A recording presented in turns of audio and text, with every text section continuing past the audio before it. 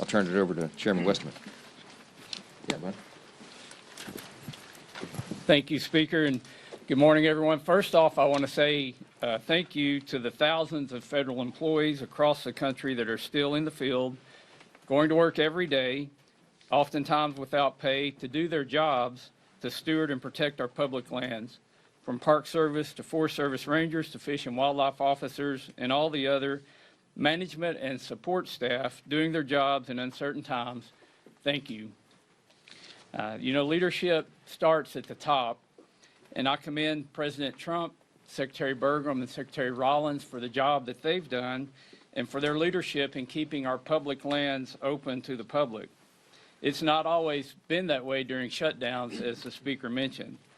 But this can't continue indefinitely. Despite all the extraordinary efforts being made, at some point, without funding, the public lands will not be accessible to the public.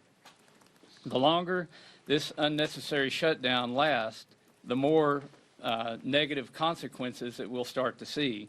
Without regular staffing, litter will pile up and park ecosystems will be affected.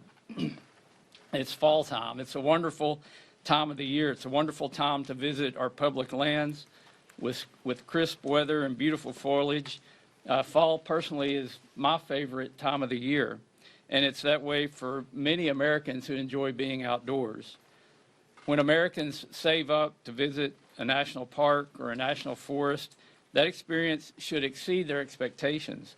Families visiting our parks are now being met with disappointment as visitor services and experiences are reduced.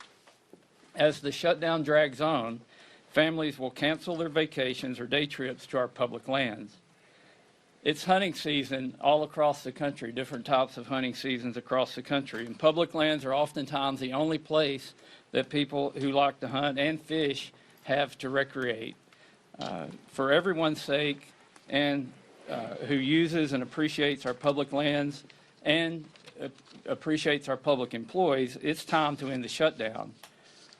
As we look here in Washington, the negative effects of the shutdown and what that will have on public lands, I just want to highlight one issue, and that's the Great American Outdoors Act. This was a bipartisan bill that was signed into law by President Trump during his first term.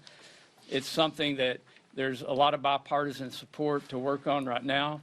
But, tomorrow we had planned a field hearing on the Great American Outdoors Act so that we could reauthorize this piece of legislation that's putting as much as $1.9 billion a year into maintenance backlog on our federal lands. I've had an opportunity to visit many of these parks and to see the wonderful work that's being done. It's something that Republicans, Democrats, and independents, I think, all appreciate the fact that we're taking care of our public lands. But Congress is not here working on those issues because of the shutdown. And we need to get back to work. We need to start putting the American people first and putting these federal lands and giving them the place and the position that they deserve. And we simply can't do that when the government is shut down. So enough of the shutdown. Let's get it over, get people where they're paid, where they're going out and doing their jobs that they want to do, and getting America back in the position we need to be in and getting Congress back and functioning.